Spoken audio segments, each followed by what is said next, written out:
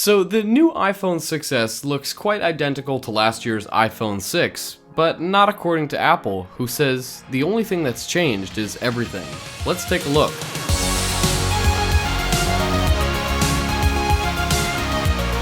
What's going on YouTube? It's Mike here. Today guys, in this video I'm going to be reviewing Apple's new iPhone 6s, which is true, Apple has changed a lot of things under the hood in this new phone, and it really starts with the new materials that are put into the iPhone 6s, which around the front we have some much stronger Ion X glass, which will tend to break a lot less, and then right around the back we have new 7000 series aluminum, which is another 1000 series higher, stronger than the previous generation, and it's also the same series aluminum that is used in the Apple Watch. That's what makes it so strong, so it's also a lot less prone to bending, if you were wondering. And this comes at a cost, as a matter of fact. It still retains just about the same measurements, but the new iPhones are just a tad heavier than the previous generation, but not so much that you'll obviously notice it so easily.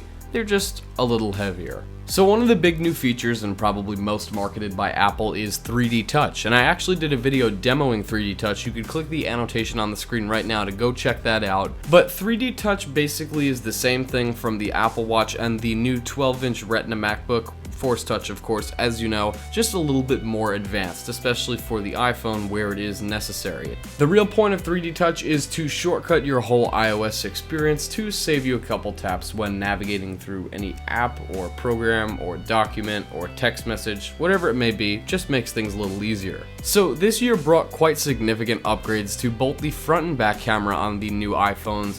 Just showing you some pictures here that were taken with the all-new rear-facing 12 megapixel camera, which shoots absolutely stunning photos. You guys have seen them in my tests that I've done, and I'll leave the annotation here so you could go check that out. But there's no doubt about it, this camera is hands down spectacular when it comes to taking pictures. It's so damn clear, and I've been fascinated by some of the really vibrant pictures that I've been able to get these past couple weeks. There's also a new live photos feature which allows you to take a second and a half, what Apple's referring to as live picture, which is really kind of like a GIF video file that when you force touch down on it can actually play back, and it'll have a little audio in it too, so you can kind of remember that moment. You could click the annotation on the screen right now to actually check out my review of just that feature. It's kind of cool.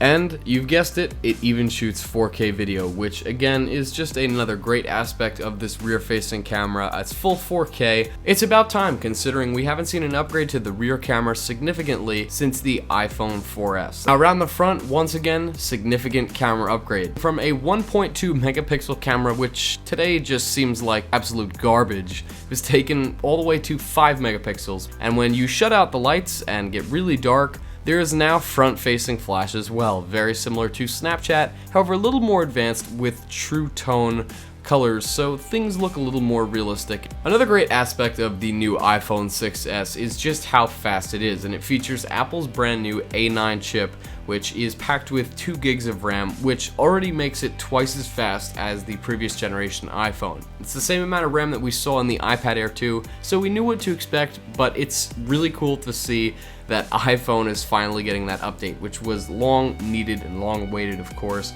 and it definitely shows for it. I mean, you could just see me here switching in and out of apps so quickly through multitasking and just functioning the entire device pretty damn quickly. So right there you could definitely see a speed difference. I remember I went back to my iPhone 6 for a second just to see if there was a difference. I wasn't really noticing any until I went back, and then I noticed. It was laggy, sluggish, it just didn't feel the same as this new phone.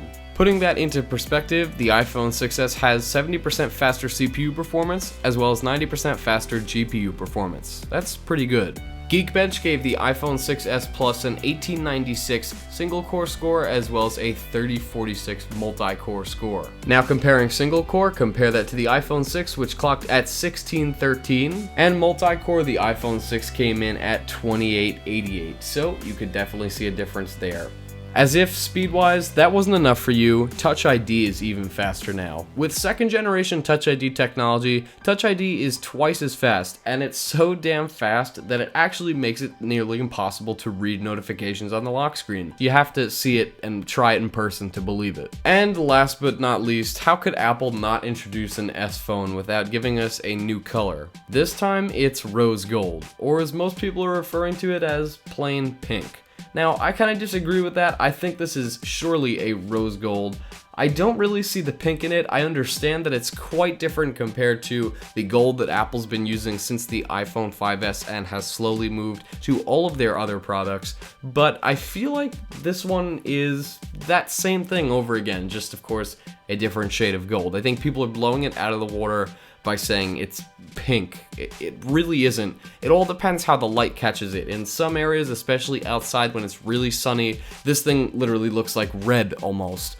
But when you're indoors and you're around a lot of interior lighting, it kind of fades out and looks a lot more like just a lighter tone of gold. But just a note for this color, it's extremely popular, making it extremely impossible to get. So much so that 18 hours of camping out for it isn't going to get you a rose gold one either. Trust me, I can speak for myself on that one. But anyways guys, that does it for my review of the iPhone 6s. It's true, the only thing that's changed is everything, but is it as significant enough to actually upgrade from the iPhone 6? Probably not this time. If you're an iPhone 6 user, I would wait till the iPhone 7, but if you're anything below that, for example, if you're on an iPhone 5, 5C, or 5S, the 6S is the phone that you need to get because you will just be blown away by what it has to offer. Thank you guys for watching this video. If you liked it, please be sure to leave some comments below on your thoughts. Of course, give this video a thumbs up and click the subscribe button below. And I'll see you guys in the next video.